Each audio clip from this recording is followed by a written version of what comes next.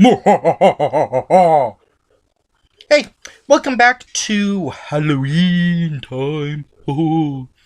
I am here with the ghost of KD, Hey, and I am the good-looking, much better half roller coaster rider. And we're reviewing The Rage Carrie 2,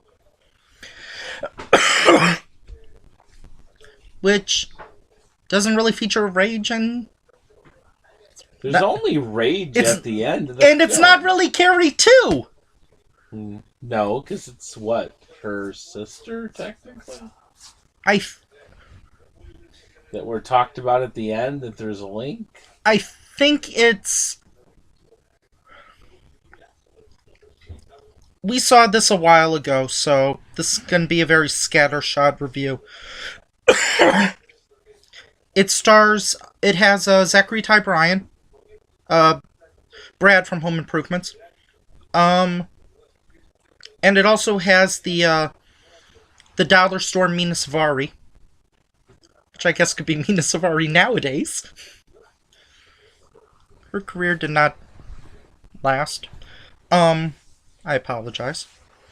And really, it kind of starts off as a typical kind of like high school movie. Mm-hmm. Uh,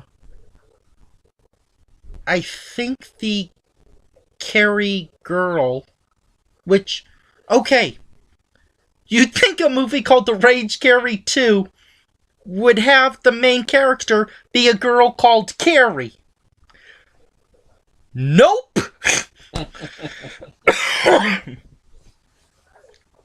Seriously, who made this title? Was it the same people who did Book of Shadows Blair Witch 2? This is a better movie, but not by a whole lot. There's no flashbacks every like 4 minutes to like make you say, "Well, that didn't happen." Well, I mean, the film wasn't that bad. I mean, it talked about, her Yeah, friend who was basically, played, and then, she committed yeah, suicide. yeah. And Okay, might as well talk about it. She commits suicide after she, uh, boom chicka bon chicka wow wow wow. does. Yeah, with Zachary Ty Bryan's character. I'm just gonna call him Brad because that's essentially that's what I always took him as. So she has an affair, she does the adult Macarena. I'm trying not to use profanity because, well, I don't need that kind of struggle with YouTube right now. So she had intercourse. There you go. If that gets this video pulled, I'm going after you. Um, after a night of fun and adventure, um, he dumps her, and so she is on the roof, and then this could be kind of where M. Night Shyamalan was inspired for The Happening, because she just like commits suicide and just falls off the edge and hits a car, breaks the glass with her head.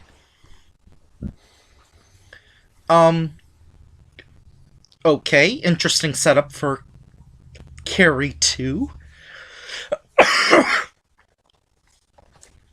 Then it kind of rips off. Then it's kind of like Then it's kind of the inspiration for The Last Airbender, where she's like, I've got all these powers, but I don't know what's going on. I can't control them. I need help. Then we find out that the guys are essentially raiding the girls, and if you, if you, if you, check off enough, like, you get the high points, and, I don't know, they never really say. This new girl, the knockoff Mina Savari, finds out that Brad was probably the reason why she committed suicide, and they decide, and after, because of his own doing, kind of gets him kicked off the team, they decide to take their anger out on this Carrie girl. including like breaking glass and stuff, and like calling like, "Are you alone?" Along the way, the school psychiatrist or therapist, Mm-hmm. Therapist, yeah. Social she worker. she's aware of what's going on. Like she's like, "I want to try to help you. I want to try to help you with your powers." And she's like, "No, no, no! Stay away from me!" And this movie is quote unquote Carrie 2 because they feel the need every couple of minutes or every like 10 or 15 minutes to show you a scene from the first movie. Get it? Because that now makes it a sequel. Even though really none of the original cast is back and this girl isn't freaking called Carrie. And her mother isn't Carrie. It's like Carrie's friend or something. Like something happened where the mother got these powers and gave it her They claimed that the dad did. okay, Dad could be a carrier.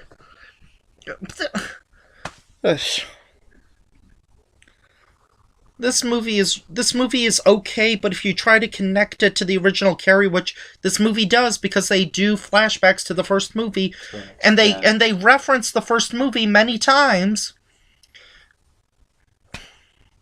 I don't know. The movie is just weird. I would love to have heard the commentary. It would have been interesting, but I thought that the movie, I mean, from start to finish, it wasn't boring. It didn't drag. It all had good plot. It all rolled into it, and at the end, all hell broke loose, and Yeah. that's when it was all freaky. I will give it now. I'm gonna draw some hate here, and I don't care. I'm so, and I want to apologize, men and women. I'm not necessarily a huge fan of like the Halloween movies and the Friday the 13th and the Nightmare on Elm Street and the Me too. are there any others? Texas Chainsaw Massacre. Saw. Well, not Saw. Human Centipede. What's that? Ghost of KD. You want to watch the third movie? No. I thought not. But what I don't like about those types of movies is that you've just got someone who just goes around killing random people who either get drunk or make love or get naked or are white or just because. Like just hacks and kills people just because they're nearby. And it's like, well, what's the point?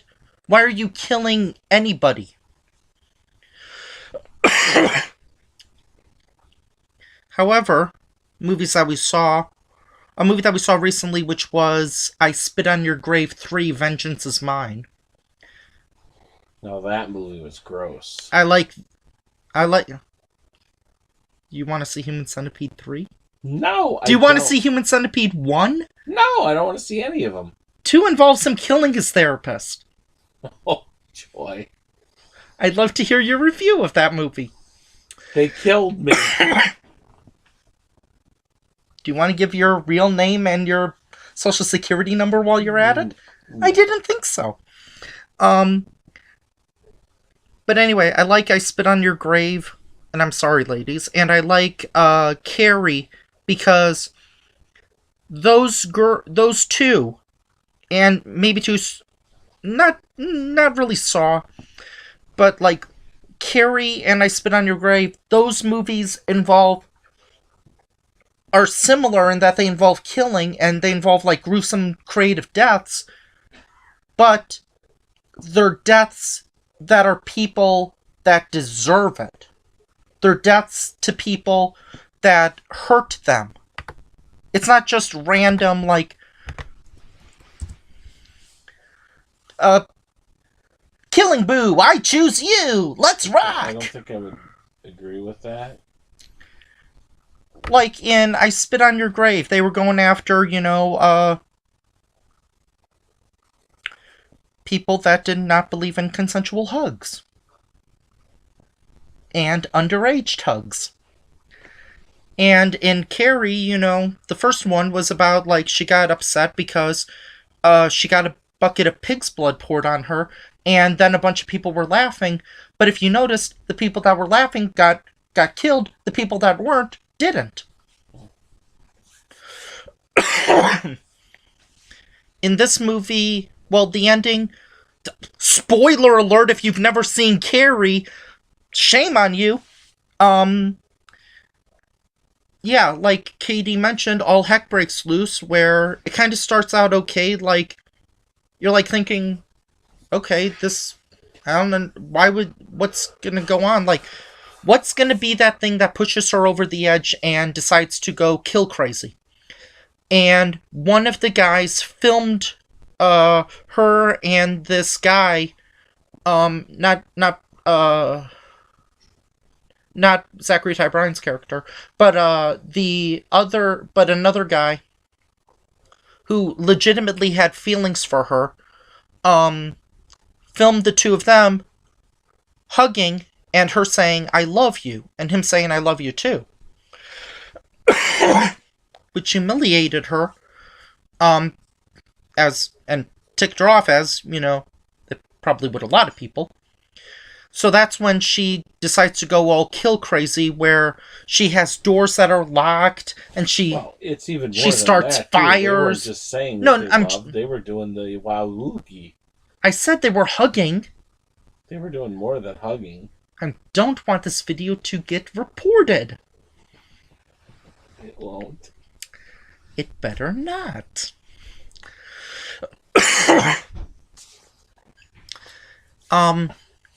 And do you have one? Do you have a favorite death? Because I have a favorite death. I don't have any favorite death.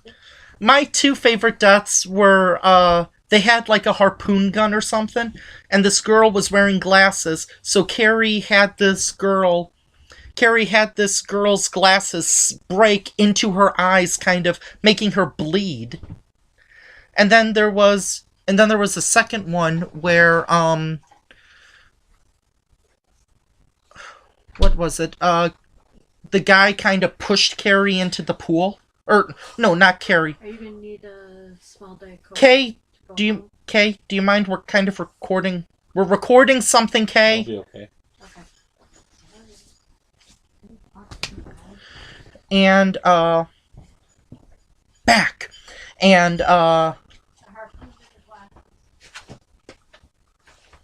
Kay, do you want to reveal your full name and your social security number? I thought not. Back. What? This isn't live. The other one were essentially like the new Carrie. Her name's not Carrie, but she's pretty much the new Carrie. You've got 13 minutes. Gets pushed into a pool. 10. And she pulls that guy in too, and either she or no, the pool automatically has this covering thing that it can't be broken out of. So she gets out of it, but this guy unfortunately can't, and you see him like essentially just drown. And then about the guy, she did think that he was responsible because they did show about the points book. But then when it looks like she's about to get injured, he pushes her out of the way, and as a result, he gets injured and he can't move. But and this is what I'm talking about, how she doesn't intentionally hurt people that don't hurt her. Which, there's kind of a code to that, and I respect that. And I like that. Because it makes the people that do die, it makes you realize how terrible they were. But anyway, like I said, she kind of tries to set the house on fire. And then,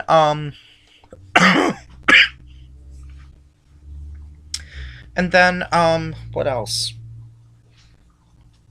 Oh yeah. when he has a bunch of stuff on him that is on fire, he's trying like to not get burned. So what she does is once she clears him, he's still on fire. So she uses her telekinetic stuff to lift him up, and then push him into the pool, so that way he won't die, which I respect. And then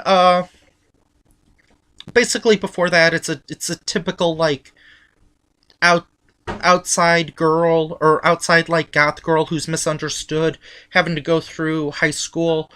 While you've got the jocks, you've got like the obvious guy, or you've got the love interest, and you've got the girl who essentially tries to hit on the male love interest, and you've got a bunch of it. It's that kind of stuff, but because it was made in the late 90s, early 2000s, it is the cinematography and the audio is much better than the original Carrie. And I'm not scared saying that. That movie has a lot of technical aspects that have not aged well at all.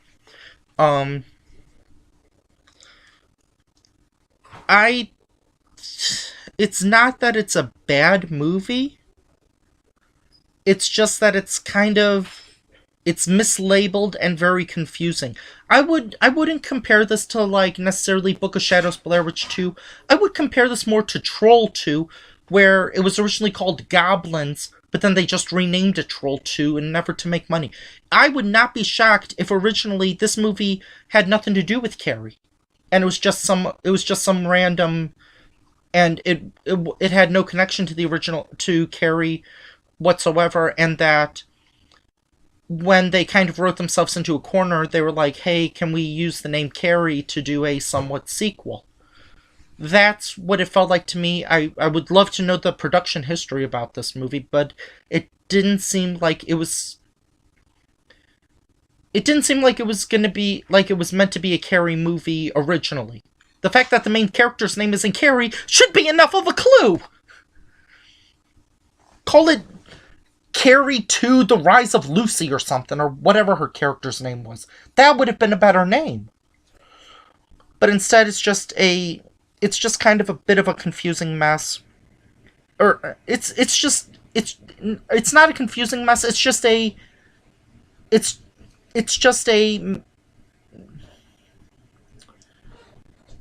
lost and is kind of just wandering movie. It wants to have stuff to say about sexism. It wants to have stuff to say about bullying. It wants to have stuff to say about a bunch of these things, and I respect that. Too much of that happens nowadays, but overall, it's an okay movie. But in my opinion, it's not the best Carrie movie. The best Carrie movie, in my opinion, is the one with Chloe Moretz. So, KD, you remember this movie more than I do. Is there anything you want to talk about? It was a decent movie. Everybody got what they got at the end.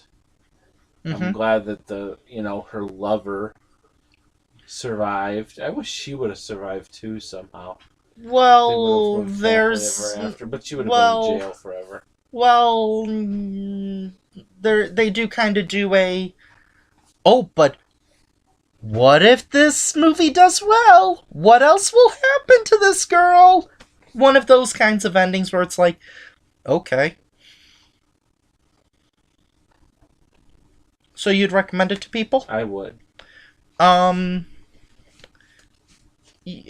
you ever seen any of the other Carrie movies? No, I have not. Have you read the book? No, I have not. Spoiler alert, in the other movies, the main girl is called Carrie. Mm. Not this one. Anyway, we gotta go review another movie. But anyway, stay tuned for more Halloween. Right, Ghost of KD. Blah! Good day. Bye. Ooh.